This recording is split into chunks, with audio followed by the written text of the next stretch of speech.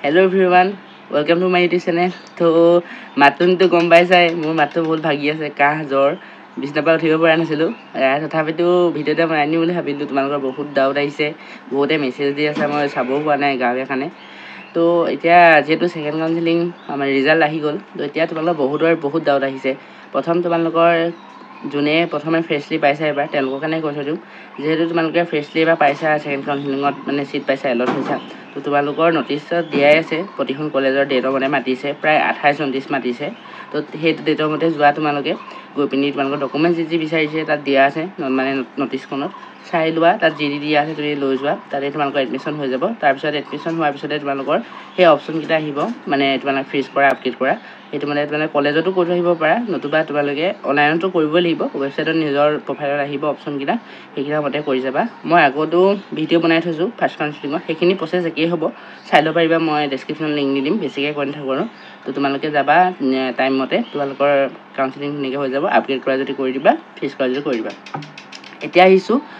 Next তোমালোকে যোনে upgrade দিছিলা আপগ্ৰেডৰ মতে তোমালোকে চিট পালা আৰু কিছুমান আপগ্ৰেড নহ'লা তো তেওঁলোকৰ বাবে ডাউট বহুত আহিছে বহুত হেৰি হৈছে তো তোমালোকৰ বাবে এবাৰ কওঁ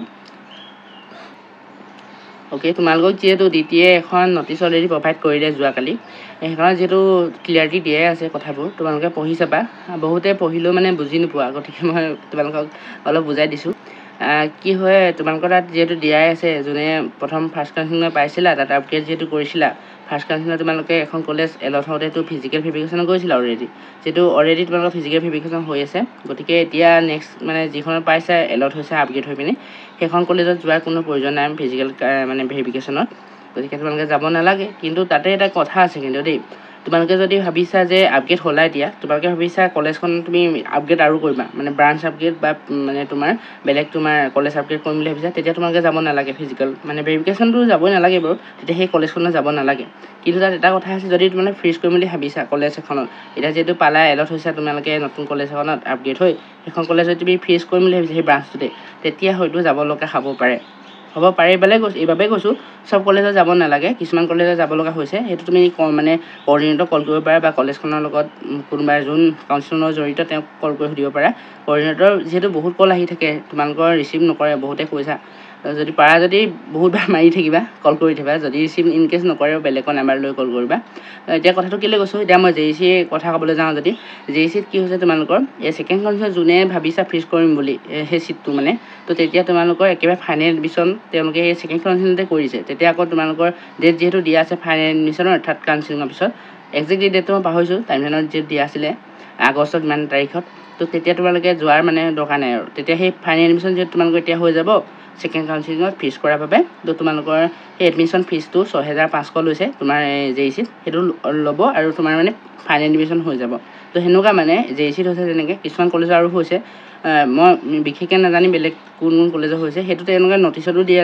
যিহেতু দিয়া আছে DTAত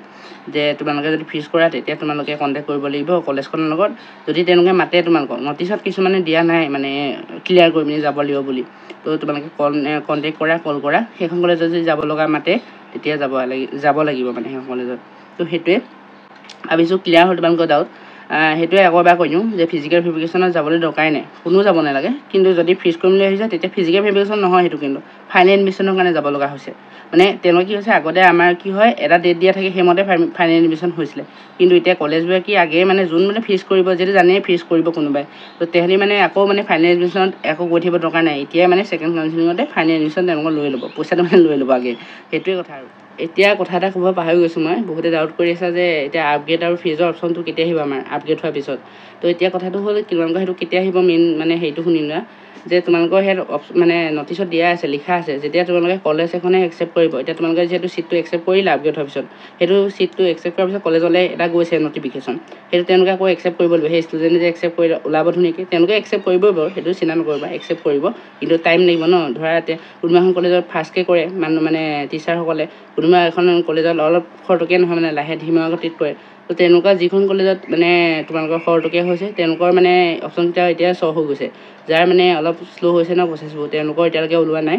এতিয়া যদি ক'বলৈ যাওঁ এক্সপেক্টেড ডেট কেতিয়ালৈকে ওলাব পাৰে মোৰ মতেতো 29 তাৰিখলৈকে ওলাব লাগে তাৰ ভিতৰতে। কাৰণ কেলৈ কৈছোঁ, তোমালোকে যিহেতু ফাৰ্ষ্ট কাউন্সিলিঙত গৈছিলা গম পোৱা, তোমালোকৰ এডমিশ্যনৰ পিছত সেই 3টা অপশ্যন ওলাইছিলে। মানে কি কলেজে যেতিয়া এডমিশ্যনটো একচেপ্ট কৰি পেলাই তোমাৰ এডমিশ্যনটো হৈ যায়, তাৰপিছতে সেইকেইটা অপশ্যন দিয়ে। এতিয়া মানে যিহেতু 19 আৰু 29 আৰু 28ৰ ভিতৰত যিহেতু তোমালোকৰ যোনে ফেয়াৰশ্লিপ মানে পাইছে চিট, তেওঁলোকৰ যিহেতু এডমিশ্যন আছে, তো সেইটো টাইমতে তোমালোকৰো মানে কৰাৰ সম্ভাৱনা আছে। সেইকেইদিন মানে তেওঁলোকৰ যিহেতু টাইম পৰিব ন কৰাৰ টাইম, সেইটো টাইমতে মানে পাৰ্টিকুলাৰ টাইমত পৰে আৰু। তো তেতিয়াই তোমালোকৰ ধুনীয়াকৈ অপশ্যনকেইটা আহি যাব। ৰখি দিয়া অকণমান আৰু 29 বা 30 তাৰিখলৈকে ধুনীয়াকৈ। তো তাৰপিছত তোমালোকৰ ধুনীয়াকৈ অপশ্যন আহি যাব, তোমালোকে ফিজ কৰা আপডেট কৰা কৰিব পাৰিবা।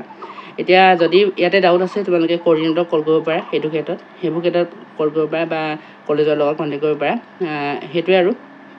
আৰু ইয়াতে বহুতে কৈ আছে যে আমি কৰ্ডিনেটৰক কল কৰি ক'ব লাগে বুলি লিখা আছে ন'টিছখনত, যে আমি